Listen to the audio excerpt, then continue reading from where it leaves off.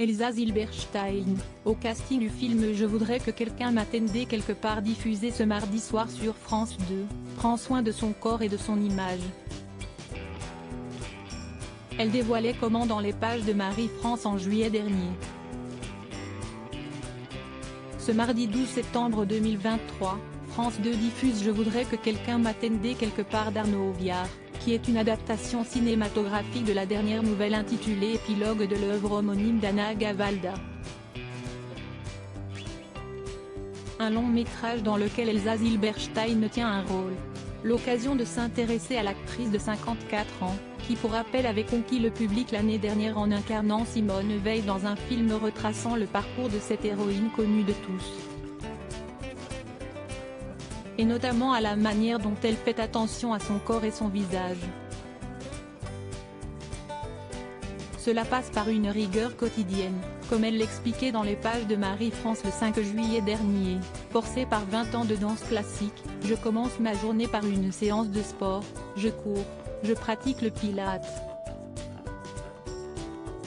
Ma passion pour mon métier passe par cette discipline et un soin porté à mon image. Si est-il important de me présenter maquillée et bien habillée.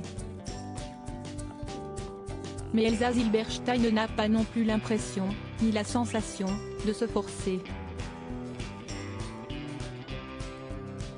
Un respect de son corps et de son apparence qui se fait sans excès ni frustration, et qui lui permet une folie créative.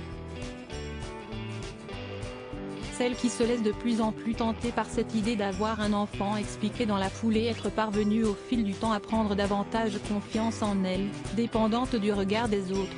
J'ai mis du temps à me trouver.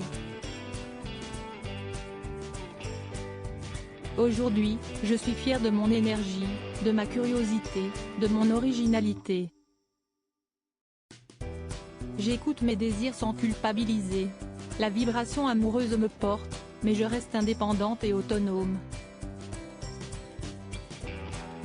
Je quitte ma zone de confort et prends des risques. Un entretien qu'elle concluait avec une jolie citation de la regrettée Nathalie Wood, qu'elle a incarnée dans une pièce baptisée Splendor, On a deux vies. La deuxième commence quand on réalise qu'on en a qu'une. Pour rappel, Elsa Zilberstein s'était fait connaître du grand public en 1991 dans Van Gogh de Maurice Pialat, devenant progressivement une figure familière aux yeux du public. En particulier après son rôle dans Minna Tannenbaum de Martine Dugauveson en 1994, qui lui a valu une troisième nomination au César. Elle a remporté celui de la meilleure actrice dans un second rôle en 2009, et pour lequel elle a reçu le prix Romy Schneider. Elle a depuis collaboré avec de très grands réalisateurs, comme Jean-Pierre Jeunet, Claude Lelouch et Olivier Dahan. Une belle carrière.